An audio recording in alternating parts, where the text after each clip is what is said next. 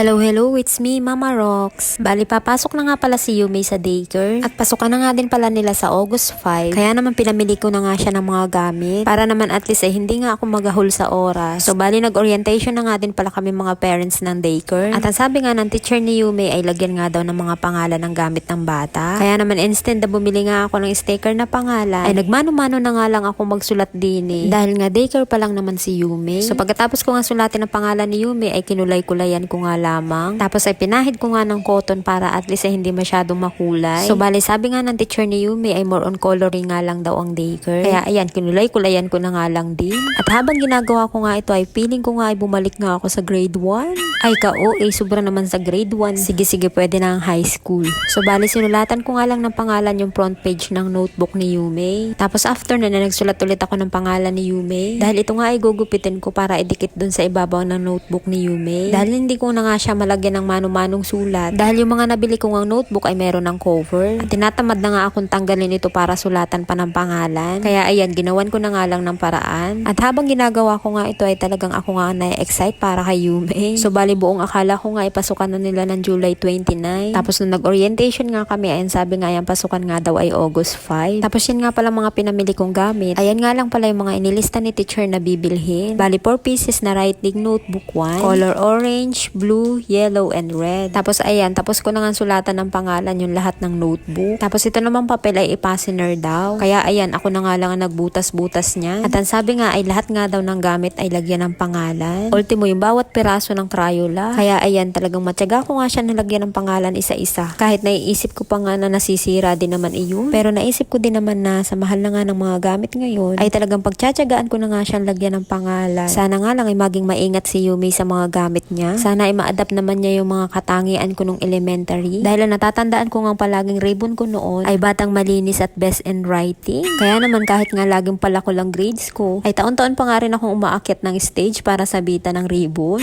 So kahit nga pala ko lang mga grades ko, ay meron pa din akong masasabing reward. Ayun na yung kasiguraduhong meron akong bagong damit taon-taon. Dahil nga syempre, akyat ako ng stage para sabitan ng ribbon. O diba? Dahil syempre, mahirap lang naman ang buhay namin noon. Kaya madalang lang din ako makatikim ng bagong damit. Tapos naaalala ko pa nga noon na kapag nga may mga recognition, ay nangangalat nga ang mga nagpipicture. Tapos pipicturean ka na nga lang kahit hindi ka nagsasabi. Kaya naman taon-taon nga ay meron akong litrato na sinasabitan ng ribbon. At sa pagkakatanda ko nga ay nakompleto ko nga yun mula daycare hanggang grade 6. Ayun nga lang ay mahilig ang i-display ni mother. Kaya naman ayun, kapag nga bumabagyo ay nababasa ng ulan. Kaya na nga wala na rin isa-isa. Ultimo mga ribbon ko nga ay dinidisplay din ni mother. Tapos ribbon lang yun ha, walang medal. Tapos proud na dun si mother. Tapos ito pa pala, ultimo yung mga certificate of graduation. Kahit yung certificate ko ng daycare, pinalaminate ni mother. O diba, nakakatuwa lang. Kaya ngayon, na isa na rin akong ina at meron na ding estudyante. Ay hindi ko nga ipe-pressure si Yumei sa kanyang pag-aaral. Kay may honor kay wala. Ang mahalaga ay natututo nga siya sa araw-araw. So by the way, sinisilid ko na nga pala yung mga gamit ni Yumei sa bag. At akalibre pa nga ako sa pagbili ng bag dahil nga itong bag na ito ay bigay ni Ma'am Beb. Ay nako, hindi ko na talaga mabilang ang mga binibigay ni Ma'am Beb kay Yumei.